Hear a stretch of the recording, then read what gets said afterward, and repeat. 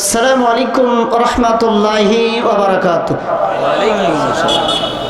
আল্লাহ সুবহানাহু ওয়া তাআলা আপনাকে আমাকে এই মাহফিলে কবুল করেছেন, আমরা আসতে পেরেছি। এই জন্য বলুন, সে মাহবুবের দরবারে প্রশংসা জ্ঞাপন করার দরকার আছে না নাই? কথা কোন আছে না নাই? সম্মানিত ভাইয়েরা আমার, যে আল্লাহ আমাকে কবুল করলেন, সে আল্লাহ তাআলার দরবারে প্রশংসা জ্ঞাপন করছি। যে মহান মনিব, যে মহান মালিক, দুনিয়ার সমস্ত ঝামেলা থেকে ফারেক করে, দুনিয়ার সমস্ত বিপদ থেকে মুক্তি দিয়ে আমাকে জান্নাতের বাগানে কবুল করলেন। সকলের সমস্যা পড়ছি আলহামদুলিল্লাহ।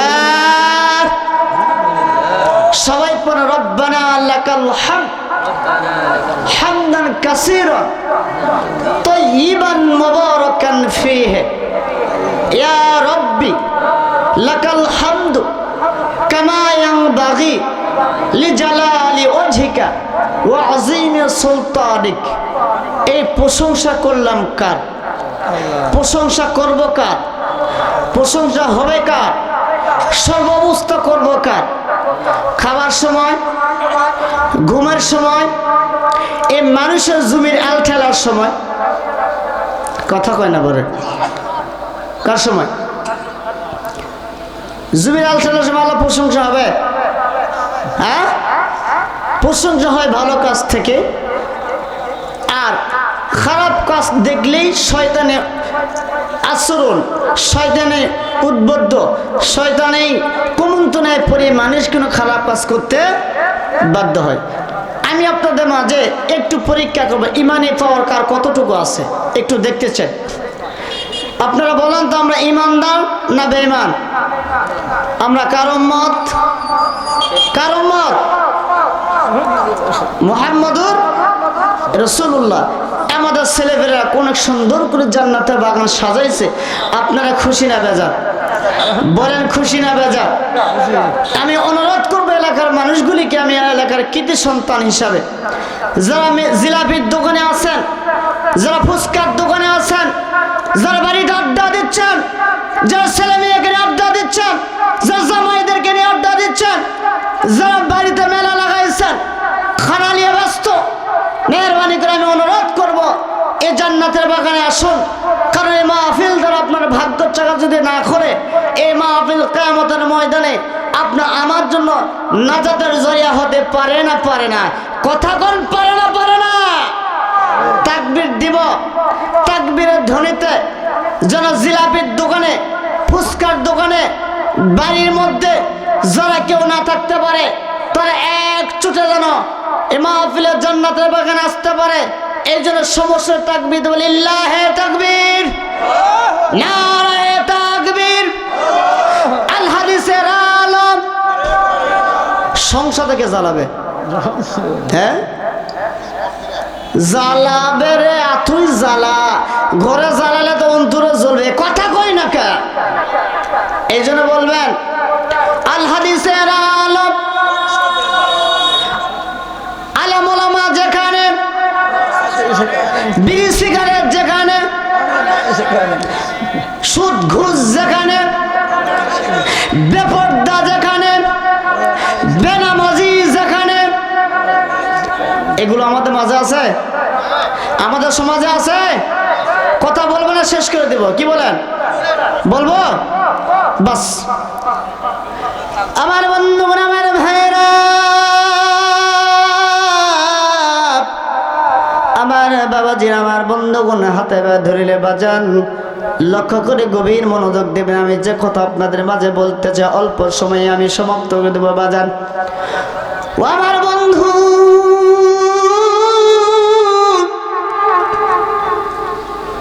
আল্লাহর বান্দা, লক্ষ্য করে কথা শুনবেন বাজান। আমি আলোচনা আগে আপনার একটু টাচ দিতে চাই। আপনাদের এলাকা, আমাদের এলাকা গুনাহমুক্ত করতে চাইলে, মদমুক্ত করতে চাইলে, বিড়ি সিগারেট মুক্ত করতে চাইলে কোরআনের রাষ্ট্র কায়েমের দরকার আছে না নাই? বলেন আছে না নাই? সম্মানিত ভাইরা আমার, মনে করেন আমাদের গোপালপুর দক্ষিণ পাড়া বাইতুল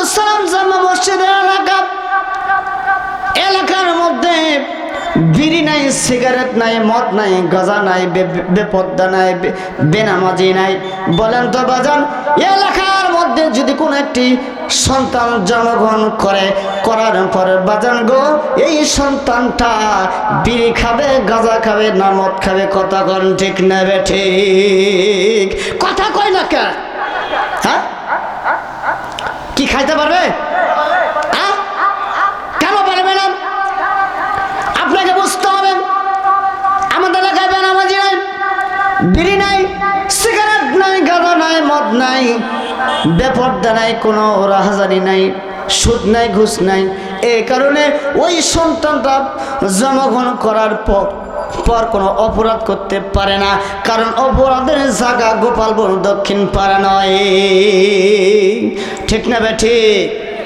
সম্মানিত ভাইরা আমার, আমি যে আয়াত কালিমা আপনাদের সামনে তেলাওয়াত করেছি, ইয়াতের মধ্যে আপনার আমার জীবন পরিবর্তন কেমনে হবে, আপনার গুনাহ মাফ কেমনে হবে, কেমনে গুনাহ মাফ করবেন, কেমনে আল্লাহ তাআলার কাছে গুনাহ মাফ চাইতে পারেন, এরকম পদ্ধতি আল্লাহ কোরআন কারিমে আছে না নাই? বলেন আছে না নাই? এইটা কি কোরআন সন্দেহ আছে? ভুল আছে? কোন ভুল আছে? আপনি আমার মাঝে যখন বন্ধু ঢাকা থেকে রাজশাহী থেকে সুন্দর করে চিঠির মধ্যে সিটি খামের মধ্যে যখন একটা সিটি লাগায় পাঠায় নিজে, বন্ধু পাওয়ার পর এত খুশি তার জীবনে মানে বিশেষ করে বলতে শেষ হবে না, বর্ণনা করে শেষ হবে না। আমার বন্ধুগণ, তিনি চিঠি খুলে দেখতেছে, চিঠির মধ্যে লিখছে, তার বান্ধবী চিঠির মধ্যে লিখছে, বন্ধু আমি তোমাকে ছাড়া থাকতে পারি না, তুমি অবশ্যই 2 দিনের মধ্যে আমার কাছে ফিরে আসবে। এই চিঠিটা পাওয়ার পর এক মুহূর্ত তিনি করল না, সেই সরে গেল তার বন্ধুর কাছে। কথা বলেন ঠিক না বেঠে? কথা কয় আমার ভাইরা, আমার বন্ধুগণ, আমার যুবক ভাইরা, আমার বাবাজিরা, সারাটা জীবন অন্যায় করলেন, অপরাধ করলেন, দুর্নীতি মধ্যে জড়িত আছেন। আমার ভাইরে, এই যে কোরআন নামে যে গ্রন্থ আল্লাহ তাআলা চিঠি আপনার মাঝে পাঠিয়ে দিলেন বন্ধু, ও বন্ধু রে, এই চিঠি পাওয়ার পর আপনি একটিবারে খুলে দেখলেন না? এরকম হতভাগা মুসলমান বাংলার জামিনে আছে না নাই? কথা কোন আছে না নাই?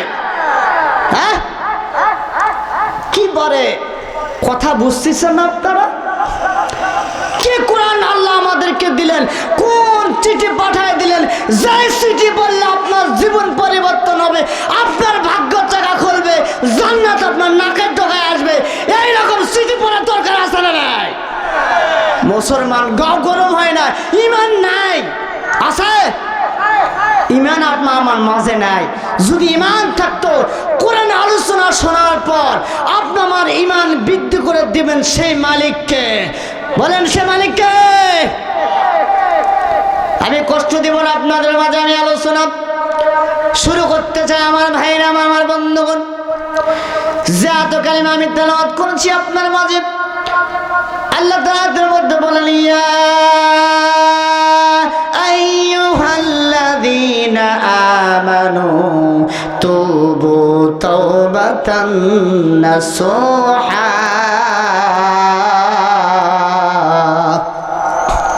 কি আল্লাহু আকবার বলবেন না? আল্লাহু আকবার ধ্বনি দিবেন না? আমার আল্লাহ তাআলা বলেন, আমার বান্দা যখন এই কোরআনের ধ্বনি শোনার পর আয়াত যখন সামনে পড়বে, আয়াত পড়ার পর ঈমান আমি আল্লাহ বৃদ্ধি করে দেব। আর সে সময়, সেই মুহূর্তে যদি আমার কোন গোলাম এই জবান দিয়া বলে সুবহানাল্লাহ, আলহামদুলিল্লাহ, আল্লাহু আকবার, আমি বান্দার প্রতি 3টা পুরস্কারের সামনে নাজিল করি। আস্তে কন্যাকা সুবহানাল্লাহ। কালকে বাড়ি যা বলেন সুবহানাল্লাহ, আজকে বলা দরকার নাই বাবা, কারণ আজকে বলে শরীরের শক্তি হবে, জবান খরচ হবে, এই জন্য আজকে সুবহানাল্লাহ বলা দরকার নাই, আলহামদুলিল্লাহ বলা দরকার নাই, আল্লাহু আকবার বলা দরকার নাই। বাড়ি যা বলবেন। কি কথা ঠিক আছে না বেঠিক? হ্যাঁ, আমার বন্ধুগণ, আল্লাহ তাআলা বলেন, যখন বান্দা আল্লাহু আকবার বলে, আলহামদুলিল্লাহ বলে, সুবহানাল্লাহ তেলাওয়াত করে, এই তাসবিহগুলি বলার সঙ্গে সঙ্গে আমি আল্লাহ তিনটা পুরস্কার বান্দার সামনে পুরস্কৃত করব। এক নাম্বার ওয়ান, বান্দার জীবনের সব গুনাহগুলি আমি আল্লাহ মাফ করে দিলাম। গোলাম, 2 নাম্বার পুরস্কার হলো, আমার আল্লাহ বলে 2 নাম্বার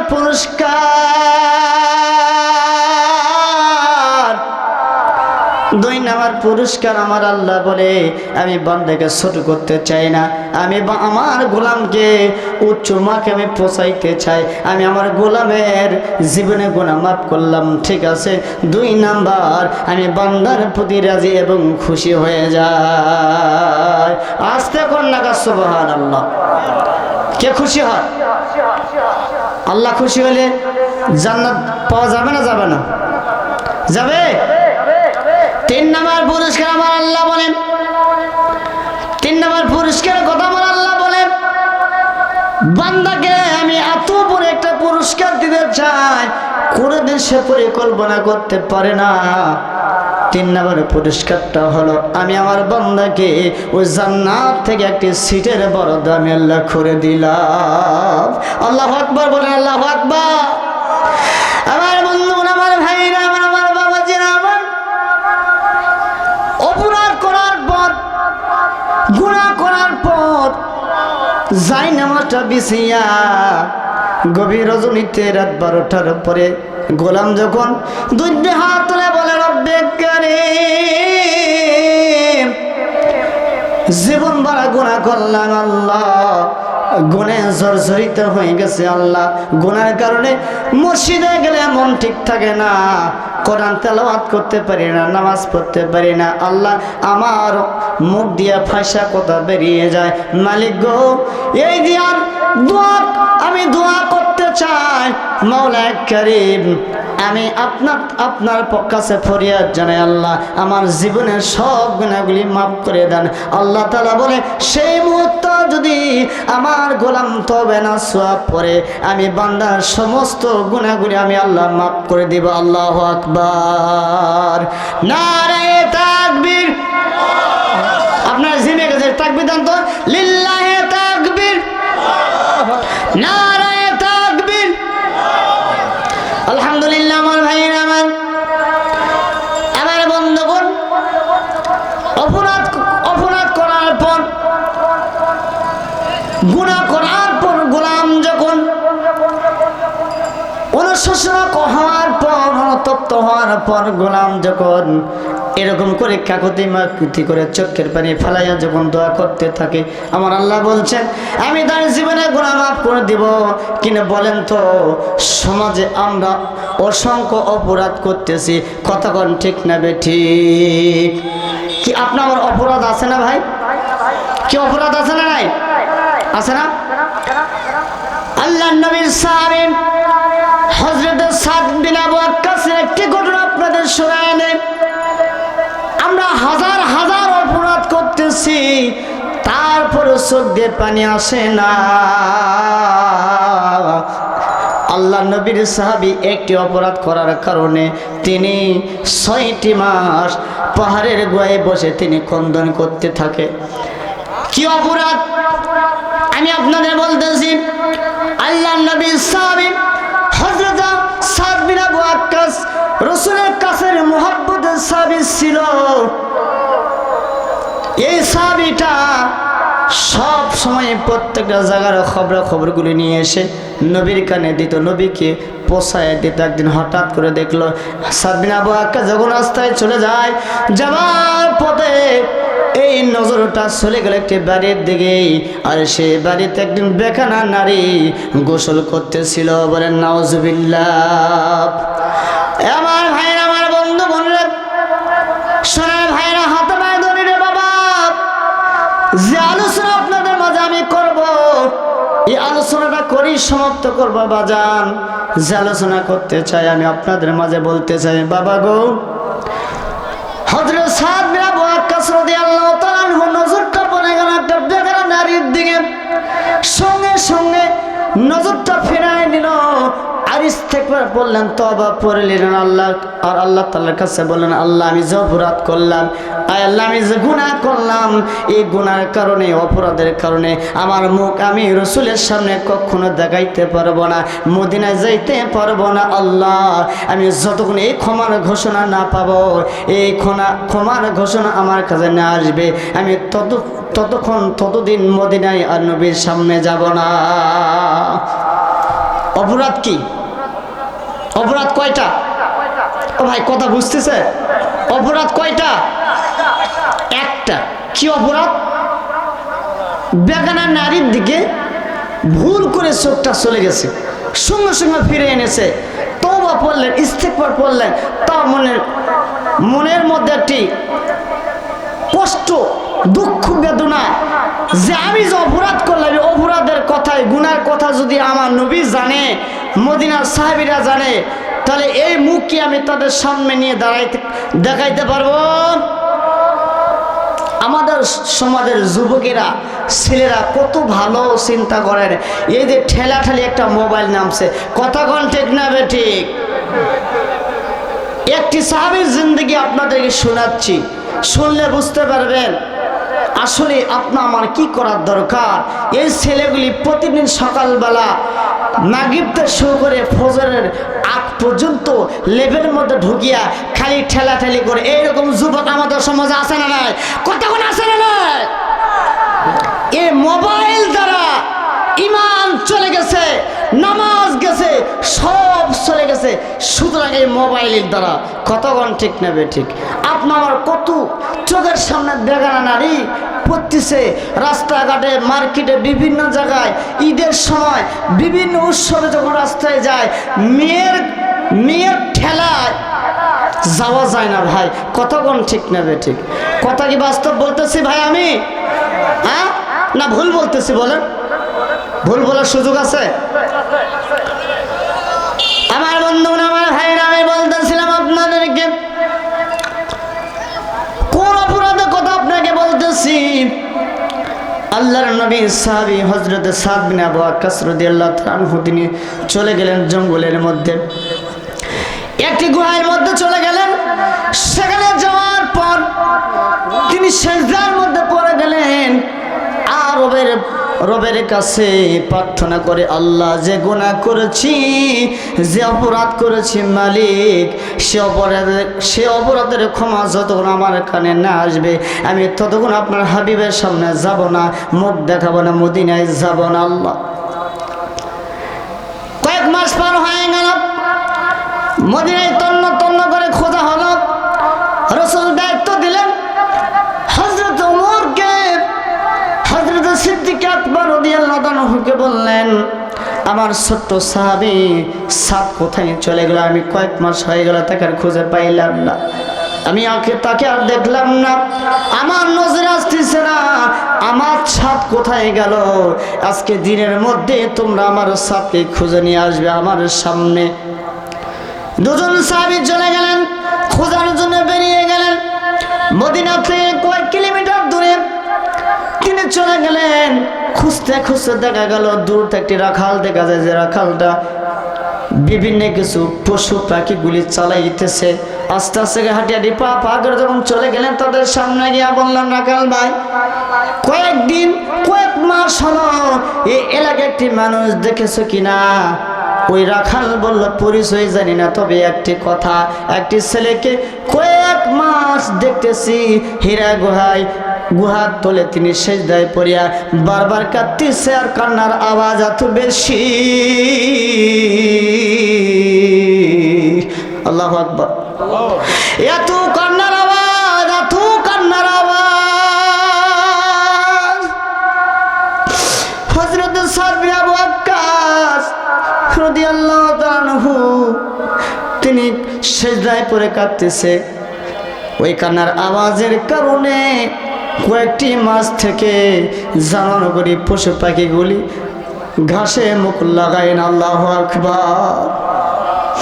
আমার ভাইরা, আমার বন্ধুরে, জানোয়ার বুঝতে পেরেছে, আপনি মানুষ হইয়া বুঝতে পারলাম না।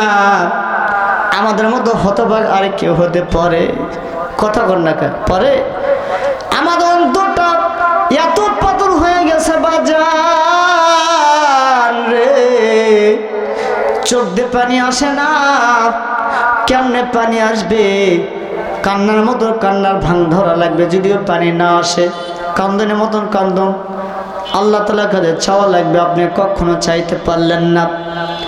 আমার বন্ধুরে তিনি বর্ণনা দিচ্ছেন, কয়েক মাস হলো ওই ছেলে ওই যুবক সেই জায়গায় বলে কাঁদতেছে। কান্দার কারণে কন্দনের কারণে পশু পাখি এই পশুগুলি ঘাসে মুখ লাগাই না। এবার সাত সে যায় পরে কাঁদতেছে। হযরত ওমর আবু বকর চলে গেলেন তার সামনে গিয়া দেখলেন আর কেউ নয়, তিনি আল্লাহর নবীর সাহাবী হযরত সাদ বিন আবু ওয়াক্কাস। হযরত সাদ বিন আবু ওয়াক্কাস রাদিয়াল্লাহু তাআলা আনহু সিজদায় পড়ে কাঁদতেছে। তাদের জবানে তাদের কানে আওয়াজ আসলো, আল্লাহ গো মালিক, 6টি মাস পার হয়ে গেল আল্লাহ, আল্লাহ 6টি মাস পার হয়ে গেল মালিক।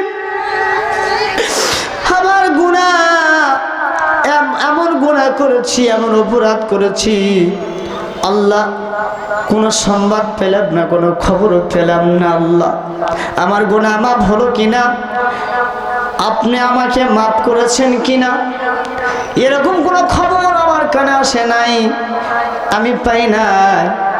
তার মুখের কথা দুজন সাহাবী শুনে নিল। হযরতে আবু বকর সিদ্দিক বললেন, ভাই সাদ, আপনার প্রাণপ্রিয় নেতা মুহাম্মদ রাসূলুল্লাহ সাল্লাল্লাহু আলাইহি সাল্লাম আমাদেরকে পাঠাই দিয়েছে আপনাকে নিয়ে যাওয়ার জন্য। ভাই গো দেখেন তো আলোচনা শোনার পর আপনার দিলটা নরম হয় কিনা, চোখে পানি আসে কিনা। ভাই আমার বন্ধুরে, আপনাদের কষ্ট দেওয়ার জন্য মাহফিল করি নাই, আপনার জীবনের পরিবর্তন হওয়ার জন্য, আমলওয়ালা হওয়ার জন্য, ইখলাসওয়ালা হওয়ার জন্য, কোরআনওয়ালা হওয়ার জন্য, নবীর প্রেমিক হওয়ার জন্য, আল্লাহ ভীতি হওয়ার জন্য, আল্লাহকে ভালোবাসার জন্য এই জান্নাতের বাগান ছেলেরা সাজাইছে। কথা কন্যা ঠিক নেবে ঠিক? আমার বন্ধুরে, আমাদের সমাজে কিছু কালপিট দেখা যায়, আমাদের সমাজে কিছু ভাইরাস দেখা যায়, যে ভাইরাসগুলি হক কথা শোনার পর তাদের গা গুলি জ্বলে ওঠে, 100 ডিগ্রি জ্বর আসে, আবল তাবল বলতে থাকে। বুঝতে হবে এরা মুসলমান হতে পারে না, এরা নামধারী মুসলমান, এরা আবু জেহেলের উত্তরসূরি। কথা কন ঠিক না বে ঠিক? কথা কন। কোরআনে কথা শোনার বদল যার দিল নরম হয়ে যাবে, কোরআনের কথা শোনার বাজার চোখে পানি আসবে, বুঝতে হবে তিনি আবু বকর সিদ্দিক। কি কথা ঠিক আছে? কিন্তু আপনার আমার চোখে পানি আসে না, কারণ একটাই, গুনাহ এত বেশি হচ্ছে রে ভাই। এত বড় অপরাধ করতেছেন আপনি, এত হুকুম অমান্য করতেছেন, এত গুনাহ আপনি করতেছেন। চোখের গুনাহ, মুখের গুনাহ, হাতের গুনাহ, পায়ের গুনাহ, এমন কোনো গুনাহ নাই আমি অধম সুলতান কোনো গুনাহ করি নাই। কথা কোন ঠিক না বেটি? কিন্তু আল্লাহ তাআলা মাফ করতে পারেন, ওয়াদা করেছেন, শর্ত দিয়েছেন। আপনি আমি যখন আল্লাহ তাআলার কাছে দোয়া করব, দোয়ার বরকতে আপনার আমার জীবনে গুনাহ মাফ করতে পারে। জামানার পয়গম্বর মুসা কালিমুল্লাহ আলাইহিস সালাম আল্লাহ তাআলাকে বলতেছে, আল্লাহ